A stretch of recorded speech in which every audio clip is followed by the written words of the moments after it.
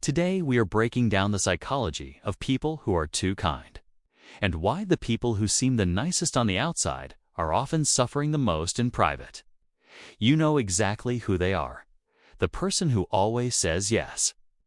The friend who drops everything to help. The coworker who takes on the projects no one else wants. On the surface, they look generous and selfless. They seem like the kindest people you will ever meet. But psychologists have identified something much deeper happening beneath that kindness. It is sometimes called the disease to please. And it can quietly destroy someone's mental health. There is a massive difference between genuine kindness and people-pleasing. Genuine kindness comes from values. It comes from choice. It comes from integrity. People-pleasing, on the other hand, comes from fear. Fear of rejection, fear of conflict. Fear of disappointing someone. Fear of being seen as selfish. When kindness is driven by fear, it stops being kindness. It becomes survival. Let's look at what actually happens inside the mind of someone who is too kind. When you constantly put others first, you are not simply being generous. You are suppressing your own emotional responses. You feel frustrated when someone takes advantage of you, but you push it down. You feel overwhelmed when you are overcommitted, but you smile through it. You feel resentment building, but you convince yourself it is selfish to acknowledge it. Psychological research shows that chronic emotional suppression has serious consequences. It increases anxiety. It contributes to depression. It raises stress hormones in the body. It can even manifest physically through headaches and muscle tension. Your body keeps the score of every unexpressed boundary.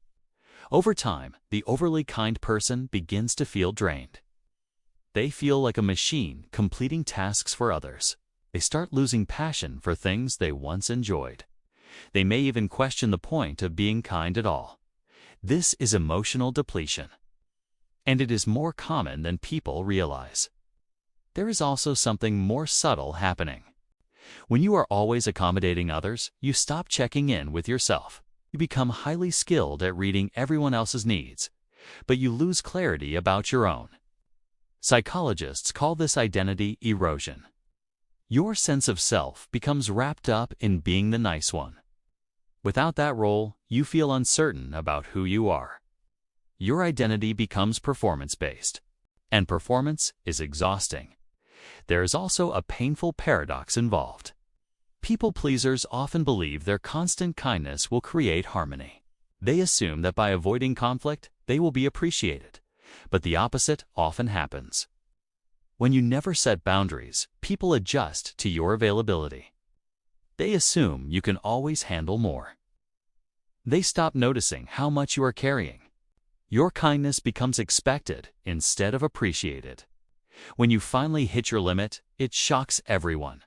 You may have an outburst of anger that surprises even you. Then guilt rushes in immediately afterward. You feel ashamed for not being nice enough, so you overcompensate. And the cycle begins again. This is how resentment quietly grows. And resentment poisons relationships from the inside out. Here is the uncomfortable truth many overly kind people need to hear. Chronic people-pleasing is not purely about generosity. It is often about control, not malicious control, but emotional control. You are trying to manage how others perceive you. You say yes because their approval regulates your anxiety. Their validation becomes your proof of worth. But that means your worth is no longer internal. It depends on how useful you are. And that is a dangerous equation. There is another hidden cost. When you are always agreeable, people never see the real you. They see a filtered version. They see the version that adapts, the version that accommodates, the version that avoids friction. But real intimacy requires authenticity. It requires disagreement sometimes. It requires honesty. If you never express frustration or preference, connection remains shallow. Even if you are constantly present, being too kind can actually block genuine closeness. Because no one truly knows your boundaries, not even you. The path forward is not about becoming cold. It is not about swinging to the opposite extreme.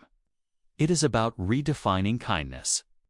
Authentic kindness includes kindness toward yourself. It includes saying no when something drains you. It includes allowing someone to be temporarily disappointed. It includes recognizing that boundaries protect relationships.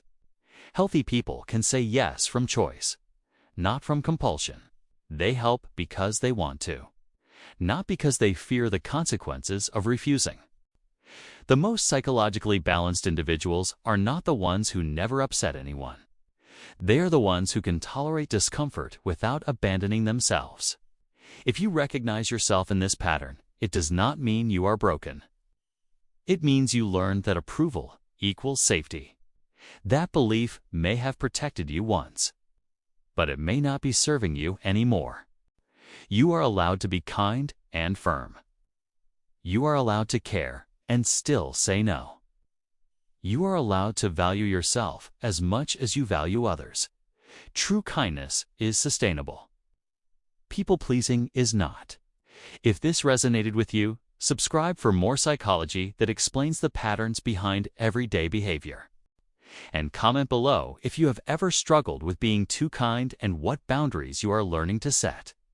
Watch the next video to keep understanding how your mind actually works.